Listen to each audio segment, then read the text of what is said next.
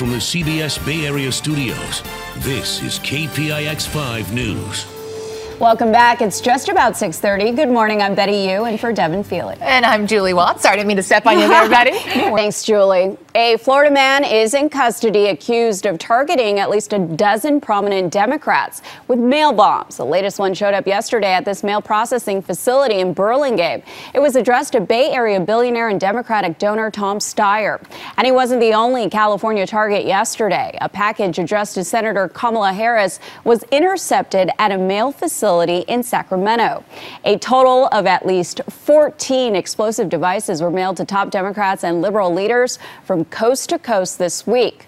Among the packages sent, there was one solitary print that led authorities to this man, 56-year-old Cesar Sayoc Jr. He was found on one of two bombs mailed to Southern California Congresswoman Maxine Waters. His undoing was his previous crimes and the fingerprints and DNA taken from him when he was booked. KPIX 5 security analyst Jeff Harp says the swift investigation from initial package to arrest in less than a week was aided by the fact that none of the suspects' devices exploded, though they were capable.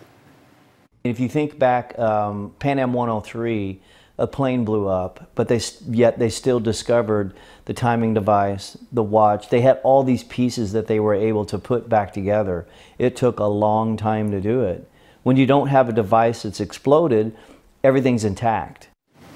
Another bonus, that van all stickered up. Well, Cesar Sayoc's criminal history dates back decades. He's been arrested at least 9 times before. And that includes a 2002 threat to blow up a Florida power company. According to police reports, Sayoc sent them a warning note saying, quote, it would be worse than September 11th. His Twitter account is equally troubling. He frequently used it to lash out at Democratic leaders and liberal activists, including former 49er Colin Kaepernick. The account's now been suspended, but some critics say that should have happened weeks ago. On October 11th, he tweeted at a political analyst saying in part, hug your loved ones real close every time you leave your home. She reported it as abuse, but Twitter wrote her back saying it wasn't a violation of its rules. No comment from Twitter, but Facebook now says it has removed Sayoc's accounts from its platform.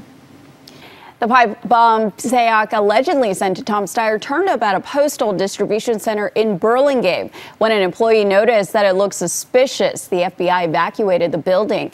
An explosives team in bomb suits carried the device onto a truck, took it to a bomb disposal site near the airport, and detonated it.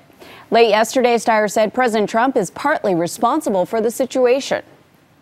I think what Mr. Trump has done is create an atmosphere that condones violence, that actually incites people's most emotional and violent feelings, and creates an atmosphere where people feel free to live out that kind of behavior and those kinds of feelings. Steyer is a billionaire philanthropist and the largest donor to the Democratic Party in 2018. He has long campaigned for environmental causes, and since last year, he's been running ads calling for Mr. Trump to be impeached. Caltrain's San Mateo station is back open this morning after a shooting. The station was shut down for about 2 hours last night after gunshots rang out around 10 p.m. near Tilton Avenue and B Street. Officers found a man with a gunshot wound near the Caltrain parking lot. He was taken to the hospital and is expected to survive. Investigators believe the shooting was gang-related. A homicide investigation is underway in Oakland after a human skull was found in a backyard. It was discovered at a home on 29th Street near West Street. Police say it appears to be from a fully grown adult. 2 people who were visiting that home found the skull and took it to police. Investigators then searched the home to rule out any foul play. Someone showed up to the Oakland Police Department and they had a human skull with them that they had found and recovered and brought to us. We do have some information, some leads coming in. We're going to follow those. Adding to the mystery, police say they're looking into whether that decaying skull is linked to a headless body found nearby in Oakland last month. And new body camera video this morning shows a deadly confrontation involving Pittsburgh police. They say when officers responded to this domestic disturbance call on Monday, they were greeted by a man armed with a gun.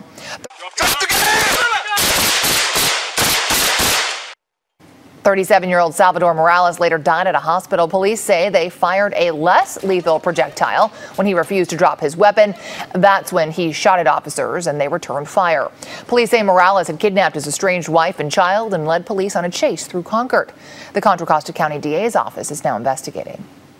Members of a migrant caravan are showing no signs of slowing down. That's despite warnings from the Trump administration. Yesterday, some hitched rides on buses while others pushed forward on foot. They managed to cover 16 miles to reach the town of Arriaga in Mexico. The migrants say the conditions in their home countries, especially Honduras, are just too dangerous and corrupt. In this country, hundreds of active duty troops are heading to the border. They will be there to help build barriers and watch for signs of people crossing illegally, but they will not be allowed to make arrests. President Trump is still considering an executive order to prevent anyone from seeking asylum.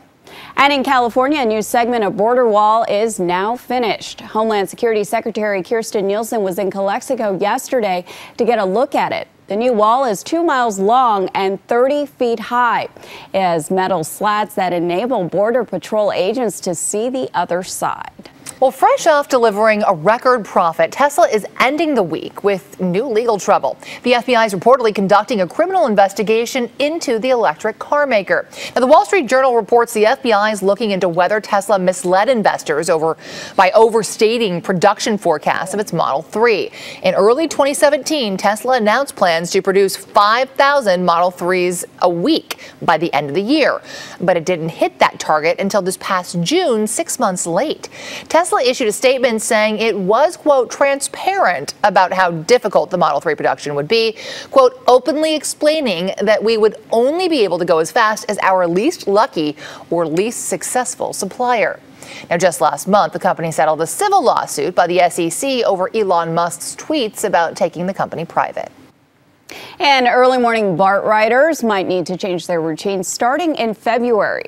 The transit agency will begin a major seismic retrofit project in the Transbay Tube, and it's set to last 3.5 years. As a result, trains will need to start an hour later in the morning, moving from 4 a.m. to 5 a.m. BART plans to run 41 shuttles during that time to get early morning riders across the Bay Area. Organizers of the Mavericks Challenge held an opening ceremony in the Bay Area. Surfers paddled out on their boards yesterday and formed a circle at Mavericks Beach and Lagoon in Half Moon Bay. The window for the Mavericks Challenge opens next Thursday through March 31st of next year. The event didn't happen last year because the owner of the Titans of Mavericks, the event's previous name, filed for bankruptcy. Well, a Richmond firefighter who battled cancer while fighting fires is about to take a hard-earned vacation. We're going to Tahiti! That's Marcus Famoy's wife, Alma, surprising him with a dream vacation to Tahiti, courtesy of United. She entered in the airline's contest to find the hardest working person in America. In addition to fighting fires, he also does volunteer work and, on top of that, recently completed 17 months of chemotherapy. Marcus beat out thousands of other entries. So cool. Well, time for us to call it a morning here. Thank you for watching KPIX 5 News this morning. And we'll see you back here tomorrow at 6 o'clock. Enjoy your Saturday.